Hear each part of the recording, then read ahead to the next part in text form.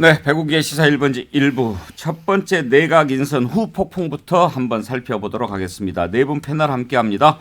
김영주 전 의원, 윤희석 전 국민의힘 대변인, 송금주 전 민주당 의원, 장성철 대구 가톨릭대 특임교수 함께합니다. 어서 오십시오.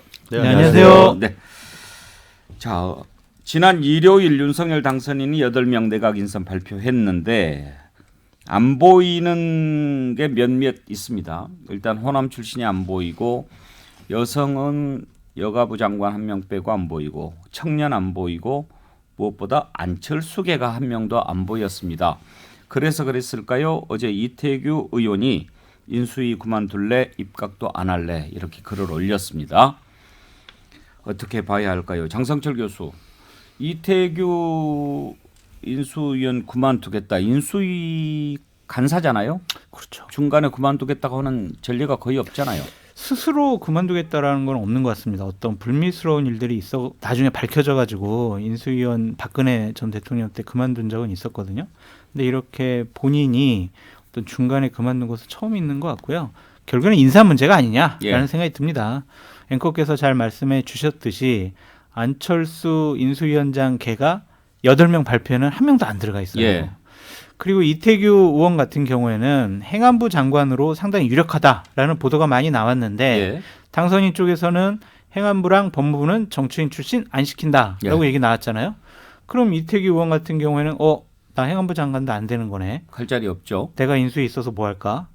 그래서 안철수 위원장과의 교감 하에 그만둔 것으로 분석을 합니다. 교감이 있었다고 보십니까? 이태규 의원이요, 안철수 위원장하고 교감 없이 행동할 사람이 아니거든요. 측근 중에 측근이고 또 여러 가지 사항들을 대리해서 협상도 많이 하고 하지 않았습니까?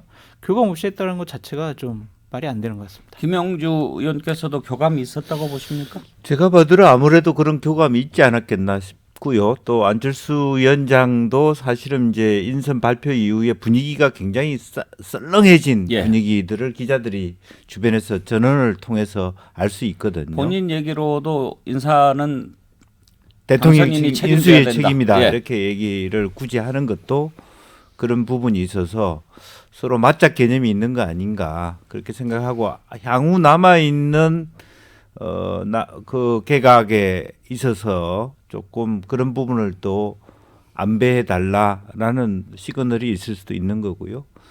다만 이제 지금 이제 아주 엉뚱하게 해석해 본다면 본인이 비경제 분야 정부 조직 개편안을 갖고 있는 간사 역할을 하고 있는데 현 인수위가 정부 조직 개편하는 거 아니지 않느냐, 내가 할 일이 뭐가 있냐, 이런 이제 일과 관련된 불만일 수 있겠다라는 생각은 들 수가 있습니다. 그러나 무엇보다도 지금 이 사항은 다들 읽고 계시는 바와 같이 안철수계, 그다음에 이제 국방부 장관도 사실은 저기 민간인 발탁 이런 부분에 있어서 본인이 그나마도 정말 제일 기대했던 것은 과학기술부 장관만큼은 나한테 물어볼 것이다라는 것이 가장 실망이 크지 않았겠나 그런 생각이 드네요. 그렇죠. 네. 뭐 물어는 봤을 수 있죠. 그런데 이제 판단 기준이 달랐을 수도 있고. 네네. 근데 안철수 인수위원장 입장에서 봤을 때는 과기부, 복지부 이제 이런 정도를 아마 본인 몫으로 생각했을 수 있지 않습니까? 공동정부 한다고 하면. 그런데 또 이걸 지난번에 발표 안 하고 2차에 발표한다면 기대를 가질 수 있는데 마치 못을 박듯이 과기부, 복지부 먼저 딱 발표를 하는데 추천했던 사람이 아니고, 그리고 이제 이태규 의원 입장에서 보면 행안부 아니면 문체부 이렇게 희망한다고 전해졌는데 행안부는 정치인 안 간다고 그러고 문체부 또 다른 사람 해버리고 이렇게 되니까 이건 이번에 완전히 배제구나 그런 생각 할 만하죠. 윤희석 대변인.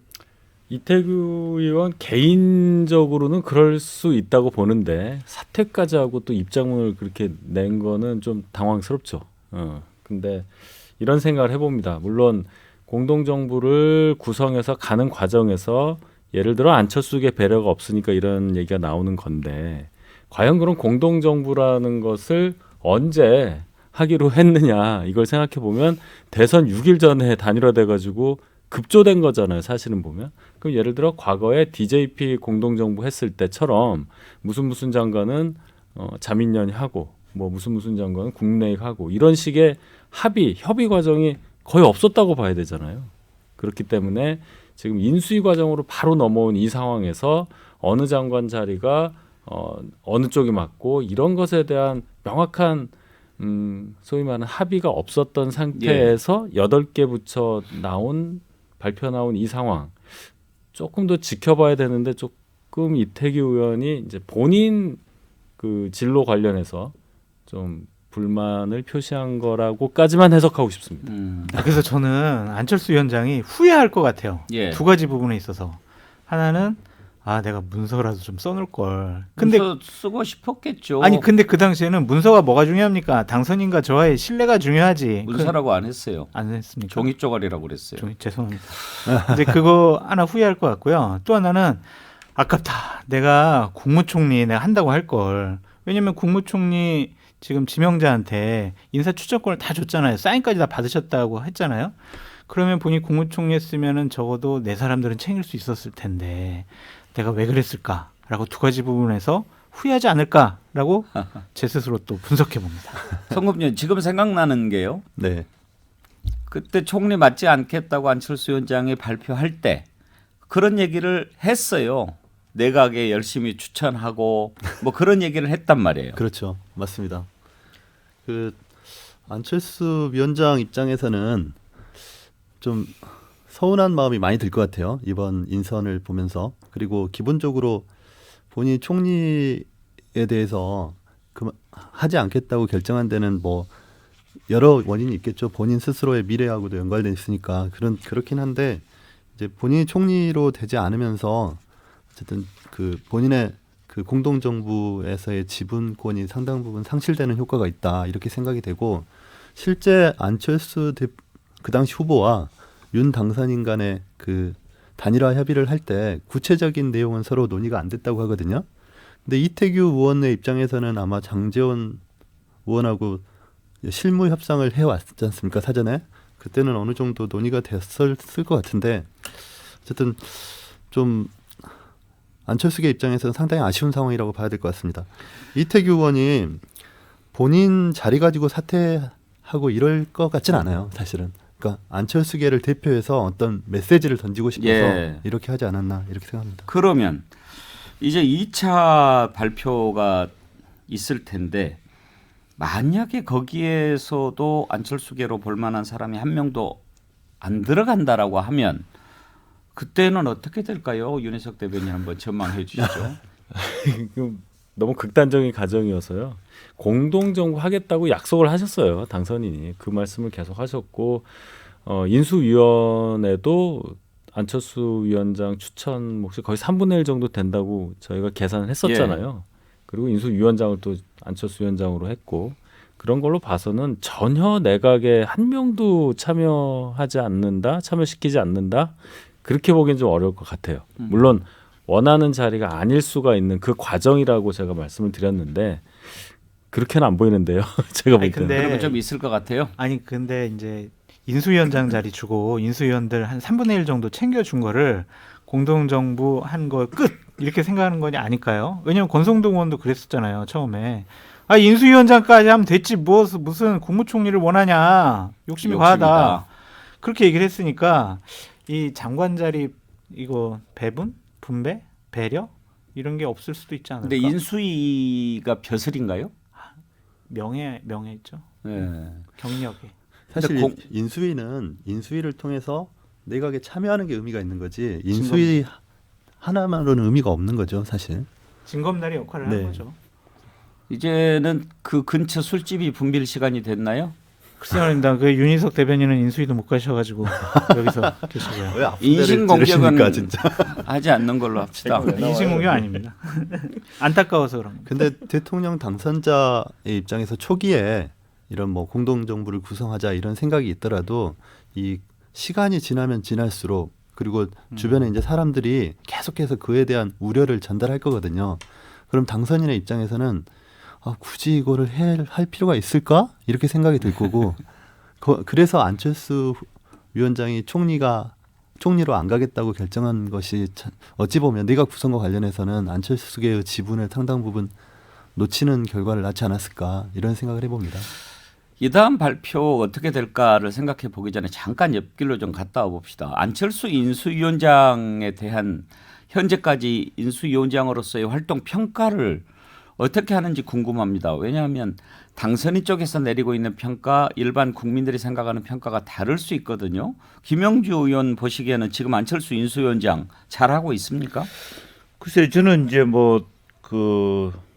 이제 지난번에 정부 조직 개편을 안 하겠다 이렇게 경제적으로 여러 가지 어렵기 때문에 그걸 7, 8월 달 이후로 뭐 차분히 하겠다라고 하는 부분에 있어서는 저하고 좀 생각이 다릅니다. 예. 그러니까 어쨌든 인수위라고 하는 것은 윤석열 정부의 5년 동안의 로드맵 청사진을 만들어가는 거 아니겠습니까? 그러면 어떤 형식으로든 어떤 부처는 어떻게 통합을 하고 뭐 예컨대 여가부만 하더라도 기능적으로 어떻게 분산시키고 뭐 통일부는 어떻게 하고 교육부는 어떻게 하고 하는 이런 부분은 좀 만들어주고 난 다음에 그리고 실제적으로 그걸 그 국회에다 제출하고 민주당이 반대해서 못하는 그걸 할 수 있는 거죠. 그 일까지를 아예 안 한다라고 하는 것은 좀 이거는 자기 역할을 직무유기다 이제 그런 부분이 하나 있고요. 또 한편으로는 인수위 위원장의 역할인지는 모르겠습니다만은 인수위 주변에서 들리는 얘기는 사실은 인수위가 목표 의식이 별로 없다. 이제 이런 부분들이 좀 나오거든요. 인수위 작업을 제대로 하고 있는 것인가? 너무 초반부터 뭐 용산 이전에 올인해서 그게 주요한 문제도 아니고 또 여성가족부가 주요한 부서도 사실 어찌 뭐 그렇게 얘기하면 또 논란이 있습니다만은 실제로 보면 뭐 금융감독 기능이라 정말 중요한 국가 기능에 대한 금융감독위와 금융위를 어떻게 할 것이라든지 어떤 주요한 포커싱을 맞추는 저 총리 후보자의 그 철학과 당선자의 철학에 맞추는 어떤 정부 조직 개편, 뭐 최소한 어쨌든 당선자가 여가부는 뭐 생명을 다했다 그러면 생명 다했다는 건 보여줄 필요가 있었는데 그런 측면들이 좀 뭐 없지 않느냐는 생각이고요. 또 뭐 사적으로 실제로 이렇게 그 안철수 그 위원장이 이렇게 좋은 그 취급을 받지 못하는 이유는 스스로 초입기에 들어가서 말하자면 그 후보 단일화를 했다는 것이죠. 자기가 급해서 한 부분이 있었기 때문에 실제로 국민의힘 내부에서 사실은 우리가 원하지 않았는데 자기가 스스로 엎어졌다 이런 인식이 있을 수 있어요. 그러니까 좋은 대우를 제대로 된 값을 쳐주지 못하는 그런 부분도 저는 있다고 보여집니다. 예. 이자로 따지면 기간이 너무 짧은 거죠. 네네. 윤희석 대변인은 인수위원장 안철수 인수위원장 잘하고 있다고 평가하십니까? 대체적인 평가는 역대 어느 인수위보다 잡음이 좀 덜했다. 예. 어제 이태규 의원 사퇴 전까지 이제 그게 하나 있고 반대로 굵직한 게 없다. 뭘 좀 줘야 되는데 뉴스거리가 적지 않느냐. 뭐 그런 평가가 있다고 듣고 있고 어쩔 수가 없다고 봐요. 말씀하셨듯이 단일화 과정이 너무 짧았고 윤석열 당선인 본인도 정치를 갑작스럽게 하셨던 마당에 단일화도 갑자기 됐고 인수위라는 것도 급조된 조직이고 한시 조직 아니겠습니까? 거기에서 이제 단일화된 지 며칠 안 된 분이 인수위원장으로 들어와서 일을 하려고 하니 당선인의 뜻과 100% 일치되기가 어려울 것이고 또 그 인수위에 참여하는 분들도 안철수 쪽 또 국민의힘 쪽 이렇게 나뉘어 있다 보니 단일한 목소리를 세게 내기는 어려운 상황이라고 봐요. 뭐 참 이런 얘기는 그렇습니다만 들리는 얘기로는 밥도 잘 같이 안 먹는다는 얘기가 있어요. 누구하고요? 인수위 쪽에서 안철수 쪽에서 오신 분들하고 국민의힘 쪽 분들하고 뭐 적대적인 건 아닌데 그냥 대면하대요. 대면하다. 예, 이제 그거는 뭐 어쩔 수가 없을 것 같습니다. 그런 차원에서 나오는 어떤 커뮤니케이션이 좀 잘 안 되는 부분, 내밀한 얘기가 좀 어려운 부분 이런 게 이제 쭉 흘러가서 결국은 인사로까지 연결되지 않느냐는 해석을 좀 조심스럽게 해보고 있습니다. 저는 그렇게는 생각이 안 드는데 사실은 사실 그 안철수 단일화가 없었다면 이 대선 결과가 어떻게 됐을까 저는 윤 당선인이 지금의 자리에 있지 않았을 거라고 생각하거든요. 그리고 뭐 공동정부 얘기를 했는데 그 얘기를 했으면 본인의 얘기한 거는 지켜야죠. 사실 공동정부 구성을 하겠다고 했으면 결국 내각의 구성을 하는 과정에서도 안철수계가 들어가는 것이 맞고 또 안철수 위원장의 역할이라고 본다면 그래서 인수위 위원장이 사실 할 수 있는 역할이라는 게 얼마나 됩니까? 기존 인수위 그 역대 정부 구성하는 과정에서 인수위 위원장들의 역할이라는 게 다 한계가 있었고 각 분과별로 발표를 해내는 거지 인수위원장이 뭘 조율하고 이런 건 아니거든요. 그나마 제가 봤을 때는 그래도 잡음 없이 잘 뭐 뉴스거리가 적은 문제는 있겠지만 잘 운영되고 있다고 보는 것이고 네. 한 가지만 더 살펴봅시다. 지금 이준석 대표가 오늘 아침에 어젯밤에 이런 얘기를 했네요. 오늘 당장 발생한 사태를 보면 당선인과 철학이나 방향이 안 맞는 집단이 어느 쪽인지 보일 것.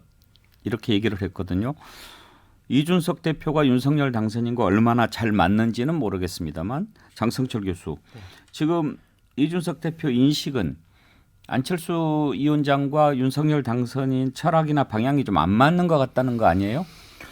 그렇게 판단을 하고 있는 것 같습니다. 왜냐하면 정책과 공약을 보더라도 기본적으로 좀 다른 부분이 많았어요. 그리고 인수위원장으로서 당선인께 코드를 맞춰야 된다는 생각이 분명히 있었겠지만 본인이 정치를 하면서 계속 신념으로 가져왔던 부분들을 인수위 차원에서 투영할 수 없다는 것 자체는 본인 스스로도 상당한 자괴감을 느끼지 않았을까라는 생각이 좀 듭니다. 기본적으로 뭐 이준석 대표가 안철수 위원장한테 좋은 얘기를 하는 분은 아니니까요. 한 번은 좀 필터로 걸러서 들어야 될 부분도 있는 것 같은데 확실히 좀 안 맞는 부분은 있는 것 같다라는 생각이 듭니다만 톰과 제리 같은 관계라고 그렇게 얘기를 했죠. 예. 제가 그 자리에 있었어요. 아. 그 방송에 제가 예. 같이 있었는데 그러셨구나. 저는 안철수 위원장 잘했다고 생각이 들어요. 그 인수위원장이요 주목받으려고 하면 안 돼요. 시끄럽게 뭐 뭘 발표하고 뭐 이렇게 움직임을 보이는 것 자체가 좀 저는 잘못됐다. 차분한 인수위를 끌어간 것은 안철수 위원장의 공이다라고 말씀드립니다. 자, 일단 이번 일을 놓고는 빨간불이 켜졌다 이렇게 이제 볼 수가 있는데 과연 이걸로 공동정부 무산 뭐 이렇게까지 갈 것인지는 또 2차 발표가 있으니까 그것까지 지켜보고 그 다음에 한번 더 얘기를 해보도록 하지요. 짧게 하나만 더 말씀드리고 싶은 게 있어요. 지방선거가 있거든요. 공동정부가 깨졌다라고 하면은요, 지방선거에 국민의힘 후보들이 고전할 가능성이 있어요. 특히 그것이 수도권. 지금 안철수 위원장이 갖고 있는 카드 아니겠습니까? 맞습니다. 지금 서울과 경기도 여론조사를 해보면 대략 국민의당 안철수의 국민의당이 지지율이 6% 내외 정도가 나오더라고요. 예. 그것이 국민의힘 후보에게 얹혀지지 않으면은요. 특히 경기도 같은 경우에는 상당히 고전할 수가 있어요. 아직 합당 안 됐죠? 합당은 곧 된다고 계속 얘기를 하더라고요. 어제도 이준석 왜 아직 대표가. 안 되죠? 글쎄요. 뭔가 좀 조율을 공천 했으면. 문제인가요? 뭐 지분 싸움일 것이고요. 사람 문제일 거예요. 누구를 공천할 것이냐 그 부분이 가장 중요해 보이는데 어쨌든 지방선거 전까지는 합당하려고 할 겁니다. 공동정부 지분 얘기를 많이 하는데 과연 안철수 위원장이 요구할 만한 지분이 얼마나 될까? 뭐 산수로 할 수는 없지만 정치적으로 봤을 때 너무 늦게 합친 것 이 부분이 가장 결정적인 이유가 아닌가 네 분들은 그렇게 생각하시는 것 같습니다. 2부에서 우리가 검수한박 얘기를 좀 자세히 해볼 텐데요. 1부 남은 시간에 지금 강용석 변호사하고 이준석 대표하고 세게 싸우고 있는데 그 내용 한번 좀 살펴보지요. 장성철 교수, 지금 뭐 좀 복잡하죠? 그렇죠. 이게 오래된 일이에요. 그러니까 2012년도 이준석 대표가 비대위원 시절에 어떤 불미스러운 사건에 연루된 거 아니냐 그런 의혹을 강용석 전 의원, 강용석 가로세로 연구 소장이 본인 유튜브에서 계속해서 의혹을 제기하고 있어요. 뭐 공소장도 내보냈다가 또 뭐 당사자들 간의 녹취록도 계속 편집해서 내보내고 있거든요. 근데 이준석 대표의 입장은 확고한 것 같습니다. 난 그런 일 없다.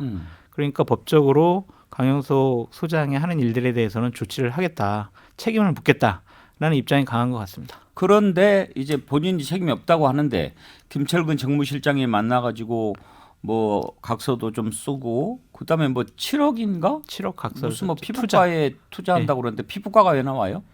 그것까지는 제가 자세히 모르겠습니다만 하여튼 그러한 상황들을 보면 뭔가 있는 거 아니야? 라는 추측과 의혹은 제기할 수 있지만 또 강용석 소장 측에서도 이준석 대표가 그 불미스러운 일에 명확하게 연루돼 있다. 뭐 받았다. 이런 것을 증거를 또 제시 못하더라고요. 그래서 이게 공방이 상당히 오래될 것 같다라는 생각이 듭니다. 근데 김영주 의원 뭐 이걸 가지고 복당 거래로 하고 뭐 어떻게 하고 그런다고 그러는데 참 민망한 일이에요. 예. 그리고 이제 그 실제적인 그 숨어 있는 의도도 강용석 의원, 전 의원 같은 경우는 사실은 후원금이나 유튜브나 어떤 그런 그 노이즈 마케팅을 잘 하고 있다. 그렇기 때문에 굉장히 그 치고 빠지기 전략을 세우고 있지 않느냐. 어차피 과거에 자기가 무소속으로 나왔을 때 상당히 적은 득표를 한 적이 있기 때문에 아마 무소속의 시도 이런 것들은 없을 겁니다. 정치적인 진입도 한번 두들겨 보는 것이지 죽기 살기로 사실은 들어오겠다. 이건 아닐 수도 있겠다. 본인도 기본적으로 언론을 매일 다루는 입장에서 뭐 본인 스스로 말은 이제 복당이 아니고 입당이다. 그때는 파란색이었다. 예. 우리 당 색깔이 그런 얘기를 합니다만 어쨌든 그거는 그냥 하는 얘기일 뿐이고 실제적으로 아직까지 한번 그 주변의 분위기를 한번 살펴봤다는 거고 최근에 어쨌든 박근혜 전 대통령의 사저 매매와 관련해서 그쪽에서 상당히 뭐 물심양명으로 도왔다는 것을 계기로 일정하게 친박계를 중심으로 세력을 규합하면서 그쪽에서 본인 스스로도 한번 뛰어보겠다는 의지를 살짝 내비쳤다. 그렇게 봐야 될 것 같습니다. 윤희석 대변인 이제 지방선거가 다가오고 있는데 이 문제를 정리하지 않으면 이준석 대표가 진두지휘하는데 부담스럽지 않겠습니까? 안 그래도 뭐 어젠가 그 의원 국민의힘 의원들 단톡방에서 이준석 대표 관련한 이 문제 관련한 뭐 갑론을박이 있었다고 해요. 뭐 좋은 얘기는 아니었겠죠. 예. 그래서 뭐 혹자들은 지방선거 이후 이제 결과에 따라서는 뭐 전당대회를 뭐 금방 또 할 수 있지 않냐 이런 얘기까지 하는데 민망한 일입니다. 그리고 참 그 강용석 그 가로세로 연구소장이 물론 박근혜 대통령 사저 관련해서 뭐 그런 것도 있겠지만은 여러 가지로 저희한테 뭘 주는 것 같지도 않고 또 안 주는 것 같지도 않고 이상한 아주 그 위치를 점하고 있는데 사적인 감정 때문에 이 지방선거를 망치는 결과가 안 되기를 바랄 뿐이에요. 지금 보니까 강용석 소장은 무소속으로는 절대 안 나가겠다는 약속을 뒤집고 후원금이 한 20억 정도 모였으니까 나가 보겠다. 나갈 것 같습니다. 제가 볼 때는. 그럼 경기도지사 선거 어떻게 될지 너무 걱정이에요. 무소속으로 나갈 가능성이 있다고 보세요? 네. 후원금 받은 거 써야 되지 않겠습니까? 그거 안 쓰면 어떻게 돼요? 다시 다 돌려줘야죠. 아 그렇습니까? 돌려주는 과정도 복잡해서 힘들 겁니다. 맞아. 일일이 전화해가지고 계좌번호 물어보고. 그 후원금은 선거를 위해서 받은 것입니까? 본인이 선거 그냥 받으면은 그거는 안 되지 않습니까? 예. 그러니까 이 가로세로 운영을 위한 후원이라고 볼 수는 그 없나요? 예비 후보 등록을 해서 그 예. 계좌를 통해서 받았기 때문에 예. 그거는 선거법상 다시 되돌려줘야죠. 또 그러니까 예를 들면 그냥 가로세로 연구소 유튜브 하는데 슈퍼챗으로 후원금을 받았으면 그거는 그냥 운영 경비로 쓰면 되는데. 알겠습니다. 예, 자 좀 정치를 들여다볼수록 좀 부끄럽다 생각하는 일들이 많이 있네요. 1부는 여기서 마치고요. 2부에서는 검수한박 얘기를 좀 해보죠. 잠시 후에 뵙겠습니다.